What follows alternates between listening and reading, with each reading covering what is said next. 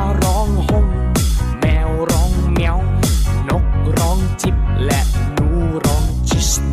วัวร้องมอกบร้องอบและเจ้าช้างก็ร้องแปลนแปลนเป็ดกับกาบเจ้าปลาบุ้งบุ้ง